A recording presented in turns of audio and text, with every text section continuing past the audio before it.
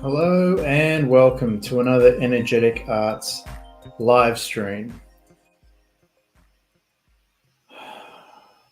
Thanks everyone for joining, whether it's live or on the replay. What we're going to do today is we're going to continue building upon our content from the last couple of online training sessions. And the concept basically here is to get ourselves into a position mentally, physically, emotionally, get all these centers lined up so we can start to embody a larger level of consciousness, a larger energy. And by doing that, it will lead us to having new experiences. And those new experiences will hopefully have an effect on our body in a positive way, i.e. activating genes, turning some gene sequences on, some gene sequences off, and leading us to evolve into a higher version, for lack of a better term, of ourselves. So the other thing that this does is as we start to change our energy, it actually has an effect on the field around us, all right? And one of the processes that isn't really talked about a whole lot, it's mentioned, you hear terms like dark night of the soul, but it's like, what does that really mean? Most people think it's just going through like having a bad trip, basically, that lasts as long as it lasts, going through negative emotions or unuseful emotions. That's not, people say, sometimes they can be negative. People say, I don't like the term negative because they're not good or bad. They're just, preferred or unpreferred, or in what I like to say is they're either useful or unuseful. Now, sometimes you can't find what the use is for these difficult emotions, these less preferred emotions. But coming back to the themes that we were talking about the other day, is that what we're looking to do is develop this impenetrable skin, or a thick skin, to be able to go through these changes, these transitions. Because if you can master the transitions, then you can pretty much get to any destination you want from anywhere that you are, at least theoretically. It all just comes down to your skill level, your tolerances, your stickability, your willingness to participate and navigate and go through the storms, basically.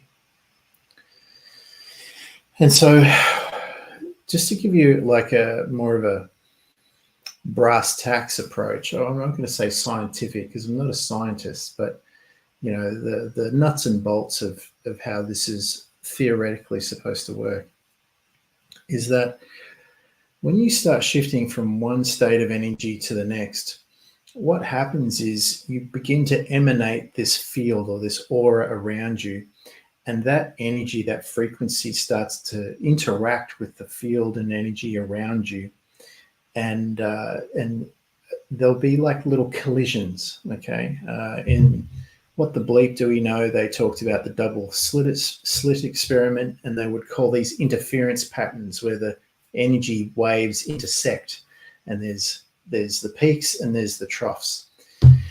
And as this all happens, these ripples start to happen, your new energy starts to eat up the old energy around you, and there's this back and forth, this to and fro. There's these battles that go on, Now, on a grand scale,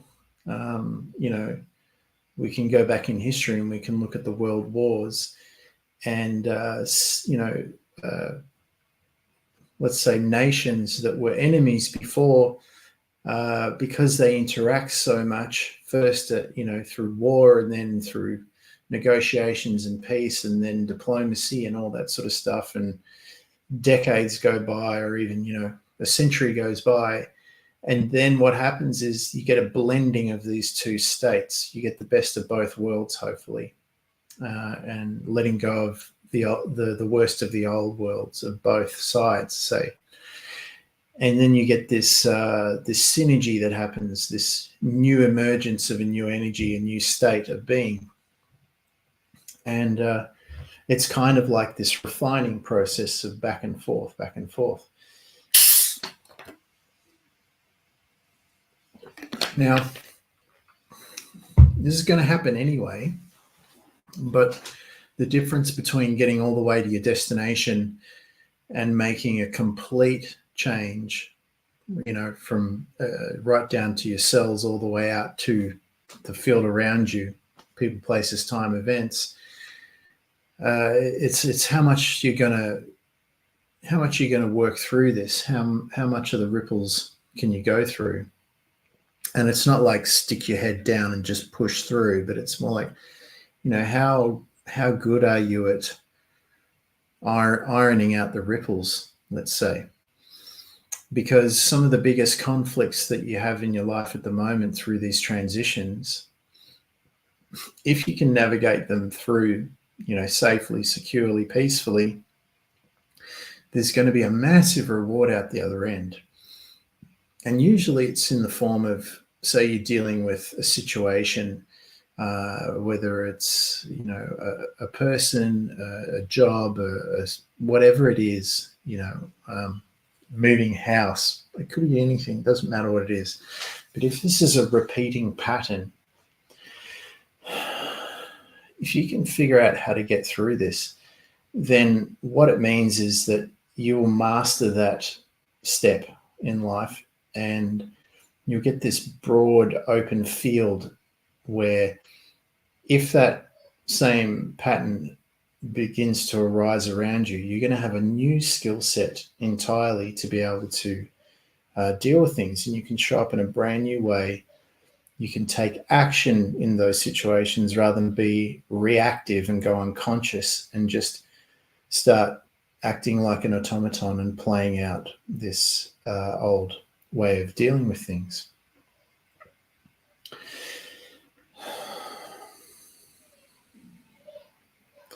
And so these are, if we can look at them, I know it's difficult when you're in the moment, especially when the emotions and the energetic charge starts, rippling up and peaking, is that if you can begin to relax through them as best you can, and just at least don't go unconscious and stay aware and decide that you're going to deal with things differently. Maybe before you would force and push things and try and get through to the result, maybe in this case, you're going to just, detach a little bit, be a bit more neutral, let things roll out a little bit further than you would normally let them before. See where the chips, let the chips fall they may, so to speak. See where things land. And then actually look at things from a perspective of how they actually are, not how you think they are based on the past situation that's similar to the current situation. If you can do this, and you can do this, you can begin to move through into a new space. You go into an unknown place. And here's the thing, is that the body will pick up unknown experiences as though they are, going to lead you to death. It's like unknown equals fear, fear equals death in the body's programming, let's say, on a mammalian level or a reptilian level. And so anything that's unfamiliar can be perceived as a threat just because it's unfamiliar, even if the unfamiliar thing can lead you exactly to where you want to go, right? So it's good to be aware of that and to realize whenever you can, become aware when you're going into those deeper parts of the mind, that the automatic programs begin to kick in and the automatic defense mechanisms begin to upload and start activating and carrying out their programming perfectly, right? There's nothing wrong with any of this. It all works absolutely perfectly based on the programming and the triggers that are out there. So for example, you're in a situation, there's a trigger, the program activates instantly, automatically, without your conscious awareness, and it starts unraveling and unrolling and unfolding and carrying out its mandate perfectly, just as it's been rehearsed, all the way back to when maybe you're a child or an adolescent or in your young adult life where it was developed, right up until today. And so if you can see that that's what's going on, because even a bad result based on the automatic programming is a predictable result. It's usually one of those ones where you can say, see, I knew it, or I told you so. I knew this was going to happen. Even that's not the result that you want. It's a familiar result. It's not unfamiliar equals fear equals death. It's familiar equals crap, but I know I'll live, right? And I can go and I'll survive another day, and at least I can pretend that all these other areas of my life are going to cut it for me moving forward into the future. But the reality is, what we want to do is be able to move beyond this small level of consciousness, right? And we want to expand to the next ring of consciousness, because inside this ring are all these new opportunities represented by all these little dots, right? And all these little lines. These are all, like, example in the context of what we're talking about. These are all new experiences, right? Some are good, some are not so good, some you're going to like, some you're not going to like, for example. But at least they're outside of this boundary containment here, which everything that's going to happen inside here.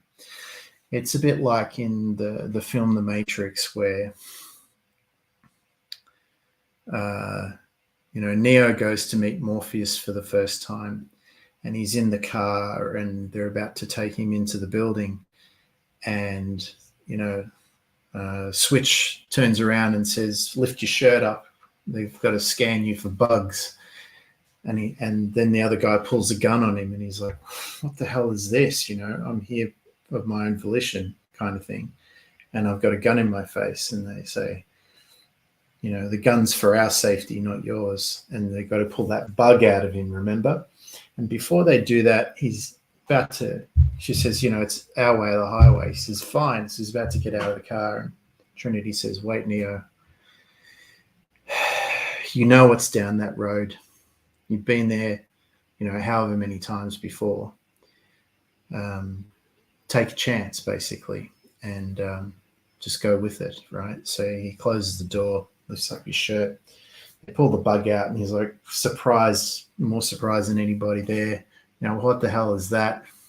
And the bug is like the automatic program, right, in your system that keeps activating without you wanting it to. And once that's removed, then just like in the film The Matrix, then you're up for a whole new adventure, right? And the scary part about that is that it's completely unknown, right? And part of you knows just how unknown it can get. So, it can literally mean the dissolving of an entire paradigm and perception of how you see the world. And, when we get into spirituality, we're all like, yeah, that's what we want. We want to have a new perspective. We want to see the world differently because, we're thinking we're bored with this version, or it's not getting us the mansion or the Lamborghini or the $1 million bank account, right? It's like we want to still be us. We want to still see the world exactly how we are, but we want to get beyond these limitations. It's like, well, to get past the limitations, you need to go beyond yourself, right? You need to become more of who you actually are and less of this watered down shadow version. And when I say shadow, I don't mean good or bad. I mean diluted, right? A lot of people in the self-help spiritual community, they talk about, the ego, and anytime you might step out into this new version of yourself, which is more than, what you were showing up as before. A lot of people are like, oh, that's your ego. So, well, no, maybe my ego was the watered down Clark Kent version, and actually I need to step into being the Superman that I actually am, right? And so what we're doing in these energetic arts training sessions, and this is what I do, in my business as well, is I help people move from this state of limitation, where they're stuck in life, where maybe they're afraid of, going beyond this boundary because all they can see is all the things that can go wrong. And that's limiting them. And they're not focused enough on all the things that can go right because they're viewing it from a mind that doesn't feel safe and doesn't believe in itself in terms of it has what it takes to navigate this space of the unknown. And it doesn't have the tools, and it doesn't have enough responsibility. And what we do is we start to focus on the other side of the spectrum here. So, yeah, well, that's there. Like, let's acknowledge that. Let's not pretend that doesn't exist and push it away and think positive, positive, positive. We're not going to do that. We're going to take a realistic approach to a degree, almost like a soldier about to go on a mission. Yes, these are the dangers. These are the things that could go wrong. This is definitely, don't step on that landmine, right? That's a booby trap. Don't trip that wire. If you go that way, the odds are against you, right? But over here, there is a way to get through. There's just like the key maker says to Neo, there's always another way, right? You've got to find out that way and realize that maybe it's not so much about adding to you, but maybe it's about releasing things and letting things go, and limitations in terms of self-imposed limitations or societal limitations or limitations that you just accepted and adopted to avoid scrutiny and coming under attack. Or, a young guy I may be working with in the future, is only starting high school and he's getting bullied all the time. Like, as adults, we go, well, yeah, that's just par for the, everyone gets bullied and everyone learns a way to get through. But when you're going through it, it can feel like you're not going to make it, right? So it's like, all right, how do we reframe this in a way where we can use it as an apparatus to propel us forward and to learn skills along the way that are going to help us not only go past this boundary, but maybe they'll take us all the way out beyond the edge. And so To do that, though, we need to get out of the social mind. We need to get out of the matrix, so to speak.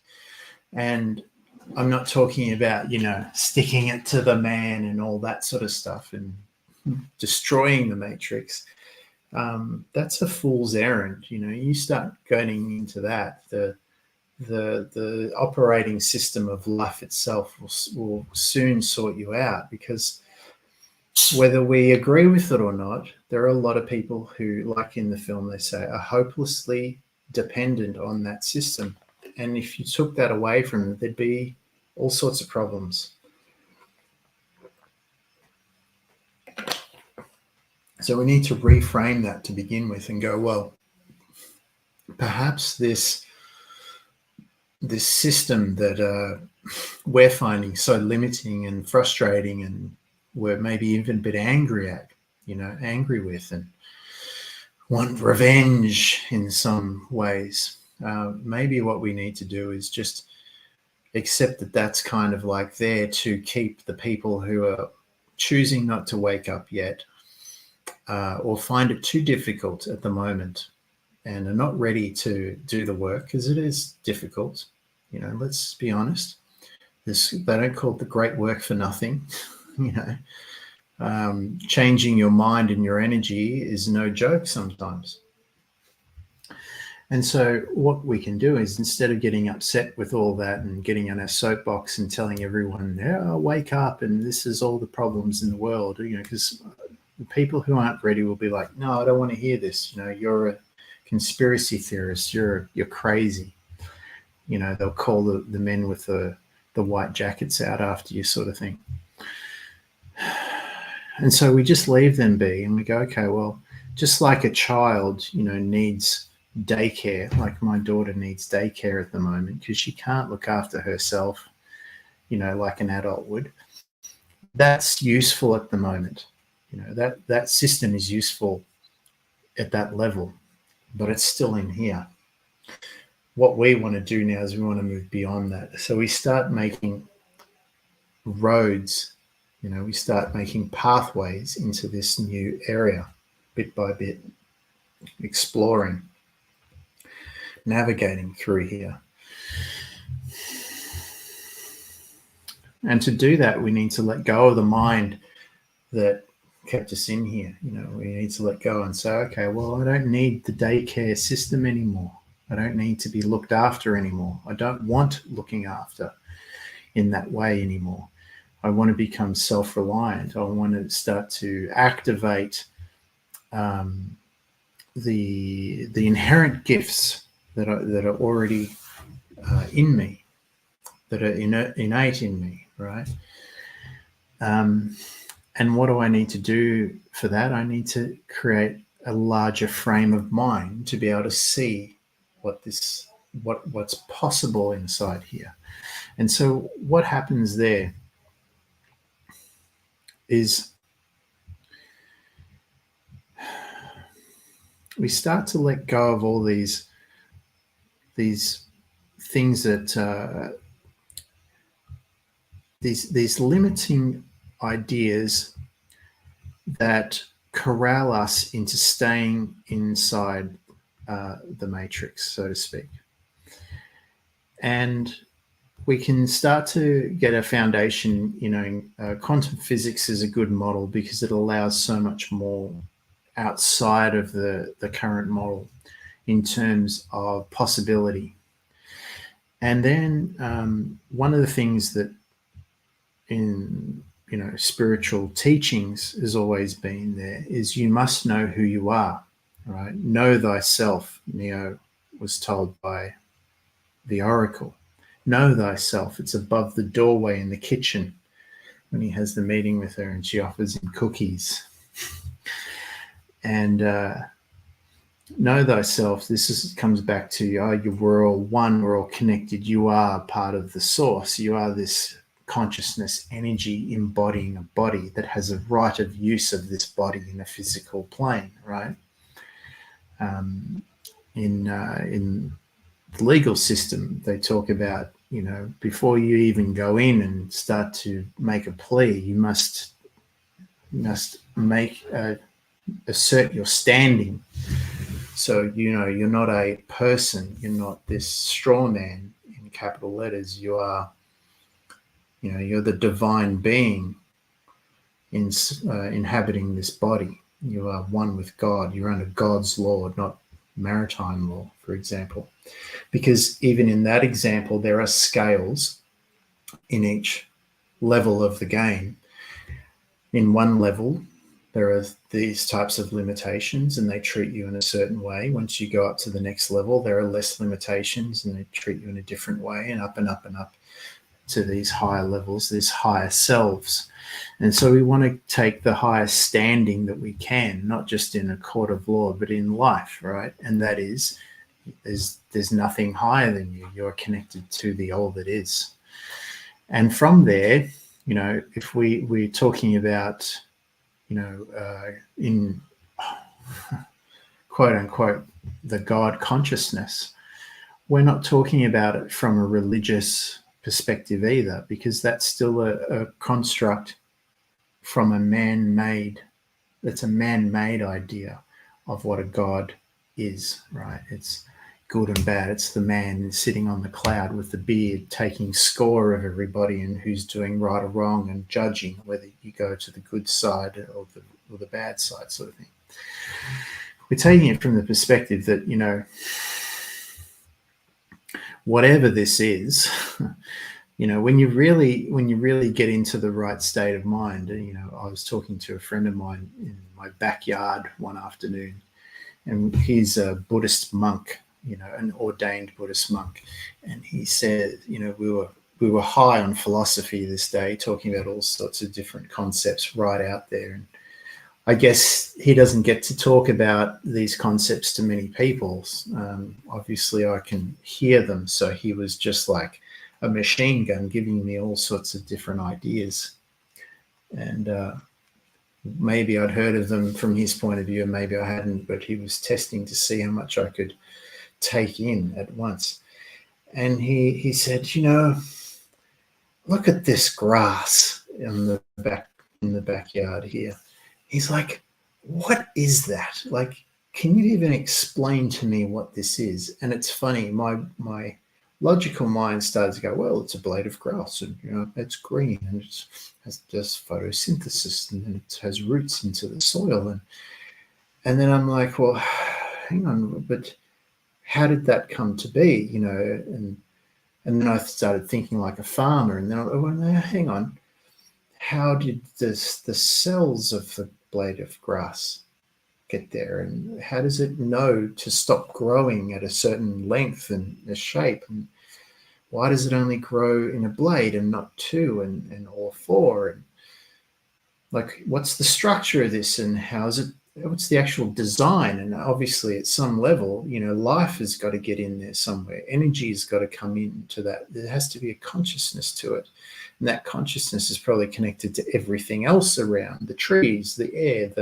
the soil, the rock, the me, the you, the space in between. And there's a designer for that. And that consciousness, that mind that's designing all this and how it all interacts. And, if humans were all to be wiped out next week, just like we saw in the lockdowns in the first couple of weeks, the planet almost instantaneously started to regenerate itself because humans went in there interfering with it. So it's like, well, it doesn't need these smart humans going around and meddling with it. It actually works better without us meddling with it, stepping back a little bit.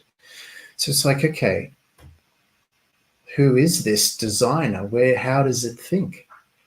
How can you actually get your mind to align with this infinite intelligence that's designing, the patterns on the back of a dragonfly's wings? Or, the Fibonacci sequences that you see in a broccoli and a cauliflower and on a pineapple and on every other plant that has a flower, and, the structure of leaves and trees, and, how does this all flow? like the water going up, finding its way up on top of the mountain, then all the way down the stream and out into the lakes and out into the ocean, and then all the way back again. How does this all work without any of our intervention?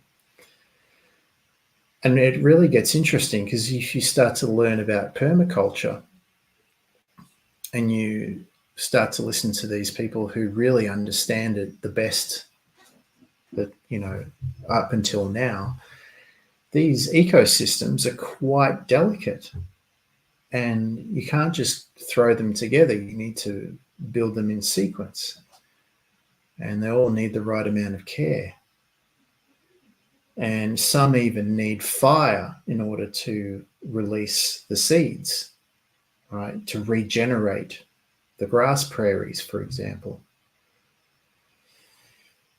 And so, this level of God consciousness, in inverted commas, this is quite unlimited, and the energy behind it is totally abundant. It's like so abundant we can't even imagine how abundant it is.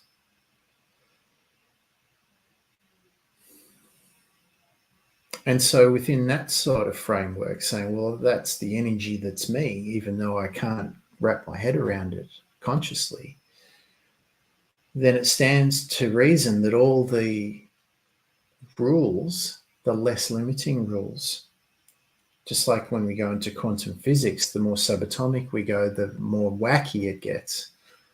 The more all these structures that start to break down on us. It's like, well, there's so much potential. It's each moment, each,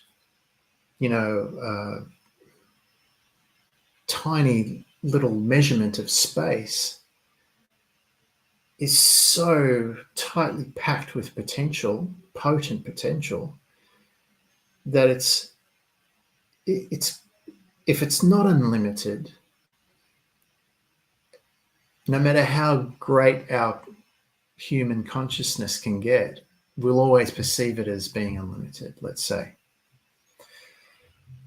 So if that's the case, then like a Neo, like an ascended master, like a superhero, like a Christ, like a Buddha, who seems to transcend these rules of reality, of physics, let's say, how do we get our mind to align with that mind more, so it has a real effect on our body?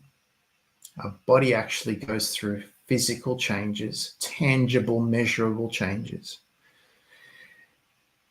And as a byproduct of that, of the energy, consciousness and energy flowing through our body and changing it, it affects the field around us and what we perceive as being physical reality around us as well. And then if you can get to that question and go, let's actually start thinking about that, then you've obviously got to come to the conclusion that you're probably already doing it. The problem is, the reason why you're not seeing massive quantum leaps in changes is because the consciousness, the mindset, the frame of mind that this consciousness and energy has to move through is probably so curtailed and restricted that only this kind of expression is coming out, right? There's so much pinching off going on in the hose, as Esther Hicks would say. And so it's not so much about willing it, making it happen. It's like, well, how do I unfold this? How do I decompress? How do I expand further out and allow more of this to come through? How do I surrender to this? How do I submit to this in a way that feels good, that isn't going to burst me at the seams, isn't going to put me through this hellish a couple of weeks or months that, is going to traumatize me in a whole new way. And then I'm going to have to heal from that as well. How can I unfold like a flower unfolding in the sun?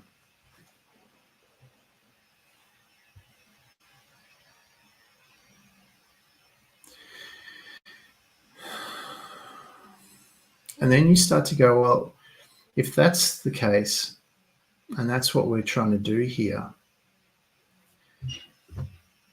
and a lot of these gurus and teachers who may or may not be doing this, it may not be obvious to me if they are or not yet. Maybe they haven't got it all worked out either, and they're trying to do the same thing. Maybe the best teacher I have is life itself. Maybe my life at the moment is the playground, is the laboratory, is the field, the battlefield, so to speak, the field of infinite possibility that is teaching me and shaping me on how to do this. And the intuition is not just my intuition, it's actually the higher parts of myself communicating with me more in maybe a telepathic way. And it doesn't necessarily mean voices in your head. It can mean a flash of insight, like a full three-dimensionalized visualization with Dolby surround sound and emotions to go with it. Or a gut feel, they say.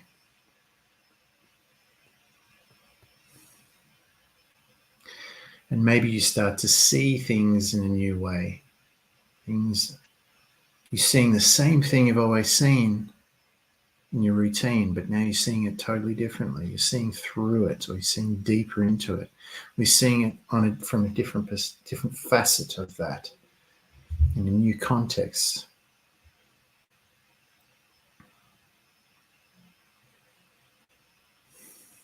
Or maybe you're just feeling differently about things.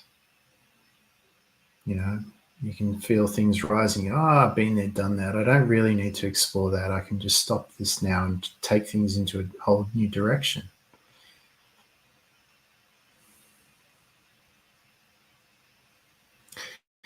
And when you start to get a bit of space on this, the mind becomes more and more plastic, more and more malleable. And then you can start playing with ideas like having an impenetrable skin. In other words, when life starts to shift and change and flux all around you, you don't have to just collapse and go back to the shallow water, so to speak. You can stay there. Yeah, you can deal with some discomfort. You go, all right, this is par for the course. This is the actual, like, what's his name? Goggins. Yeah, come on, let's do this. Let's take some souls, sort of thing. Like, use it as the trigger of, like, I'm right on the edge here. If I just stay with this and keep leaning in, the dam will break and I'll be through the other side. You don't need to be motivated when this happens. You just need to be aware. Go, okay, it's happening. This is the moment. If I just stay with it, lean into it just a little longer, hold on just a little longer. Each moment I stay with it, keep my awareness on it, keep watching it, keep analyzing how this program plays out. Each moment I go beyond the last step, I'm gathering more and more data, and I'm changing my mind. I'm literally rewiring, because there's new information going in. And that new rewired brain changes the configuration of the brain, which has an effect on the emotions and the body and the field around it.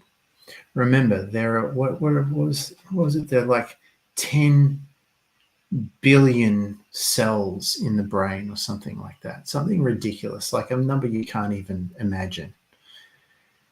And then there are trillions of configurations of connections between those billions of cells, which basically says to me, every mind that has ever existed, past, present, future, and parallel timelines all at once, the potential of all of those minds, and ones we can't even imagine yet, are already there inside everybody's mind, everybody's brain.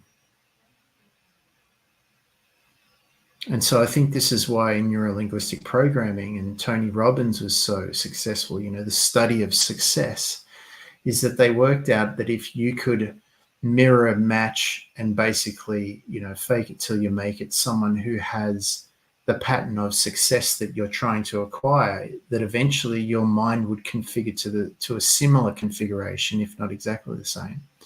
I don't think you can have it exactly the same. Maybe you can, but it would align with a configuration similar to which could get you a similar result. It's a profound idea.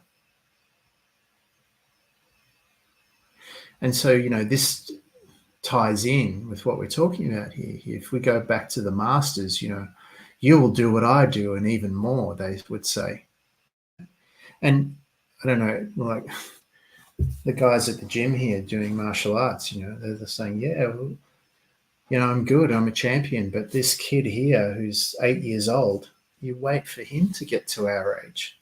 He's going to be even better than us. And rightly so, because the game will have evolved because of the influence of all the people that are really good taking the sport forward now. So they're going to learn things much, much faster, and they're going to be much, much better ahead of time. And that's just how it's been with every sport. Look at motor racing, look at ice hockey, look at golf, look at anything, right? There aren't many records around that have stood through the test of time that haven't had someone come along. And even if they have, it's like someone's just about that this next up and coming generation, or maybe the one after, is going to come and take this even further. And it's going to put it in perspective to the point where the great ones of those eras couldn't even, get in the top 10 anymore, sort of thing. So now that we've well and truly over the last few weeks kicked the frame wide open, we can start to play with ideas of being in a supernatural state. All right. One of the ideas I like to play with is, quantum immortality, or just immortality, or just, remember the old vampire movies came out, and it was like, the vampire Lestat, he's lived for hundreds of years or whatever. And you think about it, and you go, okay, minus the fact that I have to, feed on people's necks to survive, right, in the context of a vampire. But if you just had the immortal aspect of it, and there's research that I put out on this page plenty of times about, people they're learning how to reset the biological system of mice, to reset the age. It's like, well, it's only a matter of time. We can do it to ourselves. We can do it in mice. We'll figure it out eventually. It won't take too long. Now, whether you like the idea of living forever or not, it would be nice to have control over how much time you have. Previously, at least in my generation growing up, it was between 70 and 90. And now today, they're looking at, getting into the century and beyond. And, by the time my daughter's middle-aged, it could be 200 years plus, or what they're saying is that you could choose when you eventually want to pass over, because they can reset the body's biology and keep resetting you back to a younger age, physically, biologically, even though, chronologically you may be much, much older. And there's stories back in, myths and legends and even biblical stories, I think King Solomon or something, live for 300, people's standard was 300 to 900 years or something in some stories. I heard somewhere once. And so if you have that, it puts things into a whole new frame for you. Like, well, if that's the case, and it's a potential possibility, and let's say even just playing with the idea would extend my life, because now I'm not trying to fit it all into 70 years, and make decisions like, I want to learn a language, so it's between French and Spanish, or Chinese or Japanese or Russian, right? It's like, well, now with all that time, maybe I'll just learn all of them all at once, become a hyperglot. Or, instead of trying to, come up with the next big thing and make my $1,000,000 so I can buy my mansion and my Lamborghini, here in my garage with my Lamborghini, right? Instead of that, you go, well, why don't I just learn how money works and take my time and build up amass a family fortune and hand it down to, from generation to generation. Or, instead of trying to squeeze in the best years of my life before I'm 50 physically, well, what if I, and train like crazy, and, some of these guys putting themselves through torture and putting all sorts of stuff in their body that just maxes them out all the time and leads them to cardiac arrest and all that sort of stuff, liver problems, whatever, just so they can look good and live it up before, they run out of time. Or these women desperately hanging on to their looks in their middle age and beyond, instead of, enjoying life at all those levels and going, okay, well, we can just reset the body at any time. If you could choose to have your body reset back to a 22-year-old or a 33-year-old or a 44-year-old or whatever, maybe you'd choose to allow yourself to age a little bit so you could get experience and a new perspective on life. And maybe you would take a whole different approach to your health and fitness regime. Maybe instead of trying to, go hard or go home, maybe you just, like the kids do, you show up once or twice a week and you just do that forever. And over time, you just end up mastering everything in that field. In martial arts, we'll have like 50 Dan black belts, We'll have to invent new colors, like, I don't know, rainbow belts or gold belts or emerald belts or whatever, who knows? Because there'd be too many stripes, like just be this zebra belt of like 100 stripes on there, because you just keep evolving, right?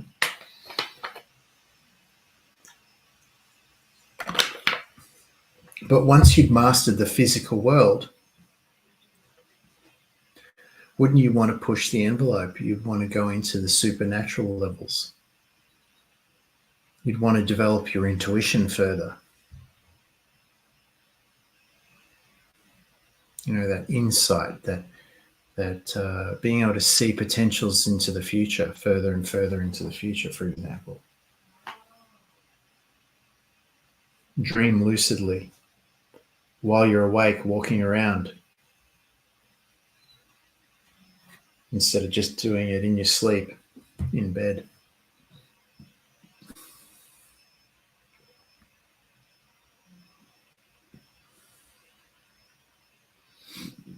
Maybe we get into the concept of levitation, starting off right at, at the baseline, like in back to What the Bleep Do We Know?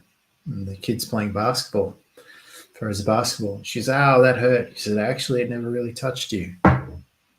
What you're experiencing is the two masses of energy coming together and there's an electrical charge and they repel each other, and that's what it feels. That's what makes you feel like you're actually touching something, but you're not touching anything. All right, so you start there and it expands and expands, and then all of a sudden you've got these craft that are zipping in and out of time and space. People are like, where do they come from? Are they aliens? Like, well, maybe it's part of maybe they're from our future. Maybe it's not that advanced either. Maybe the real advanced ones are the people that can do it without any craft at all. Like the stories of the old Tibetan monks who can locate in two places at once. We saw that illustrated in the last, was it The Last Jedi? Where Luke is taking on the Empire and, delaying so the rebels can escape. And they're all shooting at him, those lasers, and shooting. He's like, oh, shoot him, shooting. And then finally the cloud disappears and he's still standing there. And they're like, what the? We just unloaded everything on this guy and not even a scratch. And then he has that big, lightsaber battle with Kylo Ren, and Kylo finally delivers the death blow, and that doesn't even affect him. And it's like, he wasn't even there. He's actually meditating on a mountain on another planet, projecting his image to that time and space.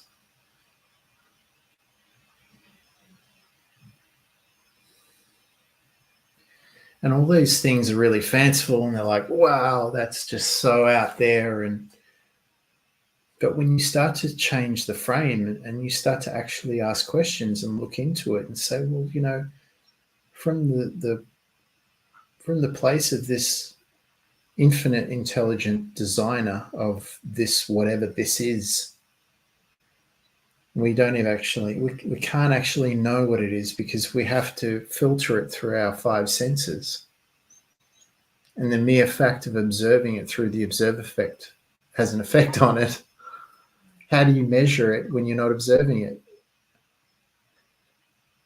And if your observation has an effect on it, then how you observe it has an effect on it. So the more you change how you observe things, the more you can affect it in more ways that are thought to be not possible. And this is where we start to really get into being supernatural. When we can get our mind into a place that is unlimited, let's say, for lack of a better term.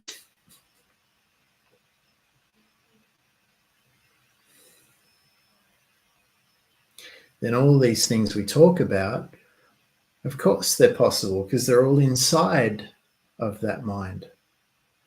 It's a potential, just like each mind of any person, future, present, past, parallel, and past, present, future the other way, and ones we haven't thought of yet, are a potential in the configuration of the brain, because of the billions of neurons and the trillions of possible connections and configurations. As within, so without. As above, so below, they say.